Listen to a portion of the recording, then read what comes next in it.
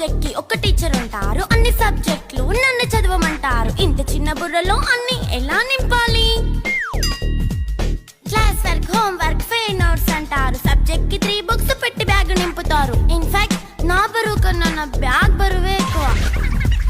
క్వశ్చన్లు, ఆన్సర్లు, సర్ప్రైజ్ టెస్టులు అన్ని దాటుకొని మళ్ళీ స్కూల్ వ్యాన్ ఎక్కేసి అమ్మయ్య ఇక ఇంటికి వచ్చేసామనుకుంటే మార్క్స్ తక్కువ వస్తే చెయ్యాలి అసైన్మెంట్. రిపోర్ట్ కార్డ్ చూపిస్తే ఇంట్లో ఉన్న పనిష్మెంట్. హోమ్ వర్క్ చేయమంటూ మమ్మీ చంపుతుంటుంది. ట్యూషన్ టైం అయిందని డాడీ తరుముతుంటాడు. డాన్స్ క్లాస్ కి వెళ్ళమని తాతయ్య తిడతాడు. స్నాక్స్ తిని వెళ్ళమని నాన్నమ్మ ఆపుతుంది. ఇక అన్నీ అయిపోయాక కాసేపు టీవీ చూద్దామంటే మమ్మీ ఎంట్రీ ఇచ్చింది. బెడ్ యొక్క మంది చిన్న నాప్ తీసేలోపు తెల్లారిపోయింది.